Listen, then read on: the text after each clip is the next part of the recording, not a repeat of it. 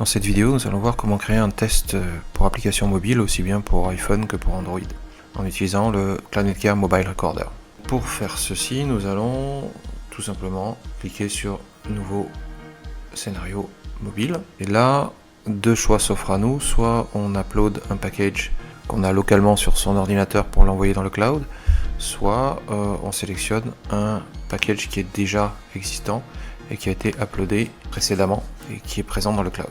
Ce que nous allons faire dans cette démonstration, c'est que nous allons uploader un package qui est présent localement sur mon ordinateur.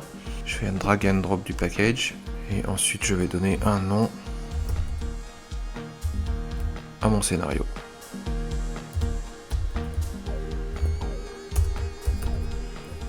Ensuite on va attendre l'upload. Une fois que le package est uploadé, je vais créer un nouveau scénario en cliquant sur le bouton créer un nouveau scénario. À partir de là, le nouveau scénario est créé et le système se met en configuration d'enregistrement. Donc ici on retrouve le device par défaut qui a été sélectionné en fonction de package. Donc là on retrouve le Android Nexus 5X avec Android 10, la dernière version, et la possibilité directement de lancer le recorder. Donc je clique dessus et je vais faire directement Start Mobile Recorder. J'ai la possibilité, grâce à l'icône qui est ici, de me connecter en visuel sur le device. Donc là j'ai un visuel direct sur à la fois le device et à la fois une console de log qui me permet de voir en temps réel les commandes qui sont envoyées et de faire du diagnostic si besoin. Donc là on voit que le système est en train de télécharger vers le device le fameux APK et ensuite le lancer et arriver sur le premier écran.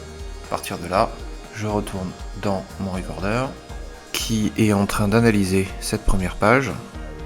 Et une fois que l'analyse est disponible, j'ai ici à gauche donc l'écran tel qu'il est présent sur le téléphone et à droite un certain nombre de commandes que je peux exécuter.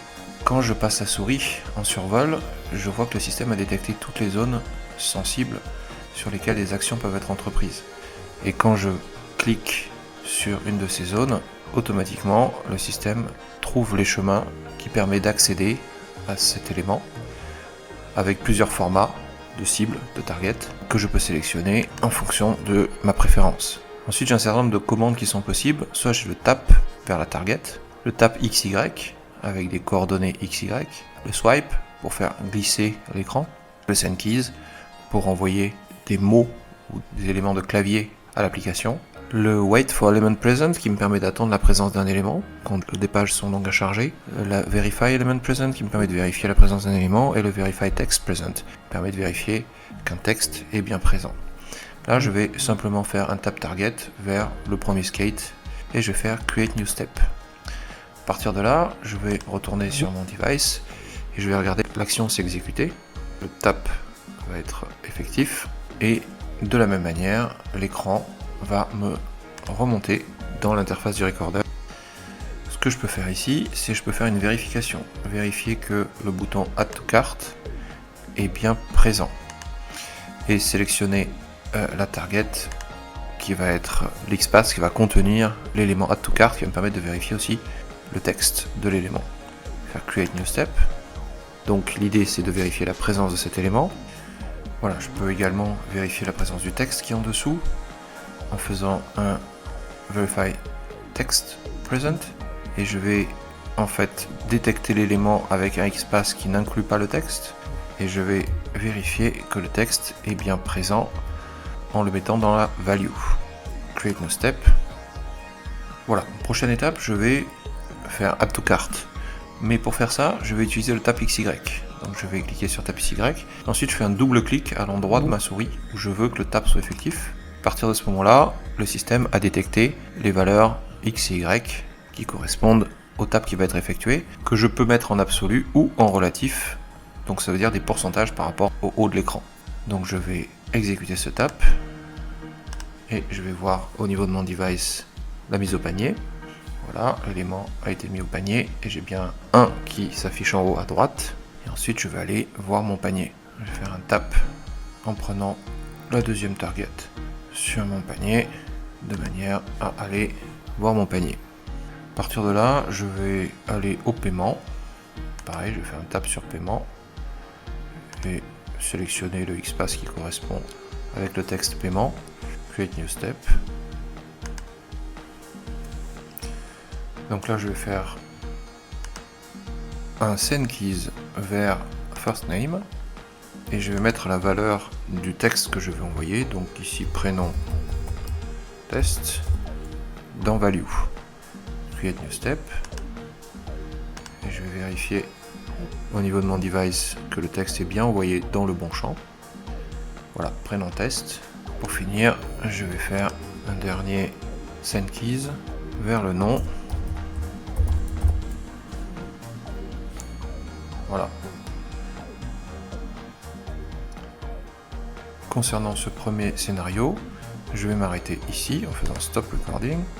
Et ensuite, quand je vais fermer la fenêtre, ici, mon scénario va apparaître avec l'ensemble des étapes que j'ai effectivement enregistrées pas à pas, avec le premier tap, la vérification de la présence de l'élément, la vérification du texte d'un élément, le tap XY, les différents taps pour arriver à la fin au send keys. Et je vois que je peux reprendre mon scénario en redémarrant un mobile recorder à partir de cette étape.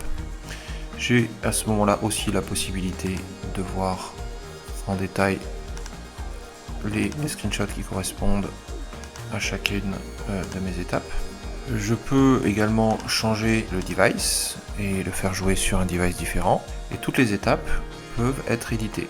Ici, le XPath qui a été renseigné peut être modifié. Les options du tap, donc là la durée du tap et le nombre de doigts en fait qui a été utilisé pour le tap, donc qui est un doigt. Je peux de la même manière ici modifier les éléments qui correspondent au tap XY. Je peux ajouter ou supprimer une étape.